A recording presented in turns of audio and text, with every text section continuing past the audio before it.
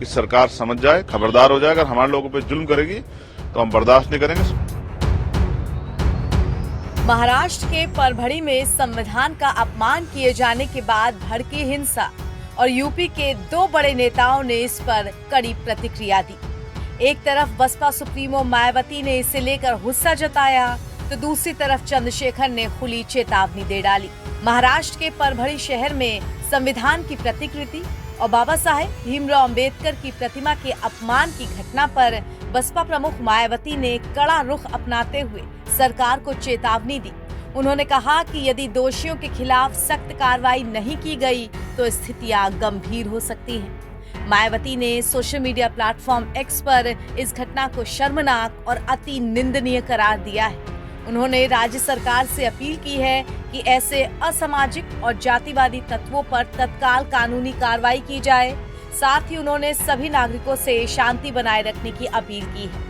महाराष्ट्र राज्य के परभणी में स्थित भारत रत्न बाबा साहेब डॉक्टर भीमराव अंबेडकर की प्रतिमा एवं संविधान का अपमान किया जाना अति निंदनीय व शर्मनाक। इस घटना से पार्टी काफी दुखी और चिंतित भी है।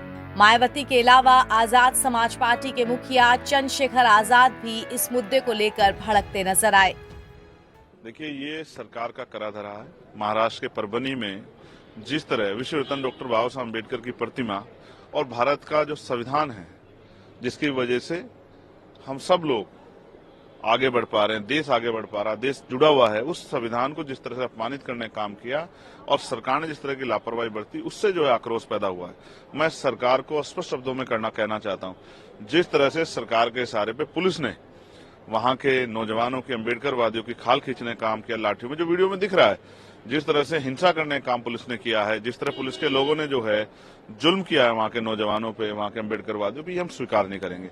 अगर सरकार ने समय रहते सही कार्रवाई नहीं की और जो निर्दोष लोग गिरफ्तार किए गए हैं, मैं स्पष्ट तौर पर कहना चाहता हूं तो भीम आर्मी आजाद समाज पार्टी इसके खिलाफ कठोर जो है निर्णय लेके और पूरे देश में आंदोलन करेगी। लेकिन मैं स्पष्ट कर दूं, सरकार अगर ये चाहे सोचती है कि उनकी आवाज उठाने वाला कोई नहीं है तो ऐसा नहीं है। मैं आज पार्लियामेंट में 0 आवर में उस विषय को उठाता, लेकिन क्योंकि 0 आवर नहीं चल पाया, इस वजह से वो विषय नहीं उठ पाया। लेकिन मैं स्पष्ट कर दूं कि मैं चेतावनी के तौर पर सरकार कह रहा हूं कि सरकार समझ जाए, खबरदार हो जाए। अगर हमारे लोगों पर जुल्म करेगी तो हम बर्दाश्त नहीं करेंगे। सड़क से संसद तक आवाज उठेगी और सड़कें सुनी रहेगी, बड़ा आंदोलन होगा। सरकार की जो है बहरी सरकार नींद से जाग जाएगी।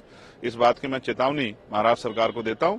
और जिस तरह संविधान के अपमान पर सरकार चुप है, ये भी इस बात का पुख्ता सबूत है कि ये सब सरकार की देखरेख में हुआ है और सरकार चाहती है कि अम्बेडकर वादियों को कुचला जाए, ये किसी भी कीमत पर स्वीकार नहीं किया जाए। इस घटना को लेकर आपको बता दें कि महाराष्ट्र के परभणी में एक अज्ञात व्यक्ति की ओर से संविधान का अपमान किया गया, जिसके बाद हिंसा भड़क उठी।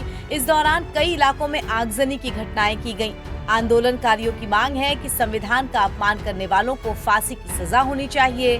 फिलहाल स्थिति को नियंत्रण में लाने के लिए पुलिस ने आंसू गैस के गोले भी दागे हैं। एहतियातन इंटरनेट बंद किया गया है। साथ ही धारा 163 लागू कर दी गई है।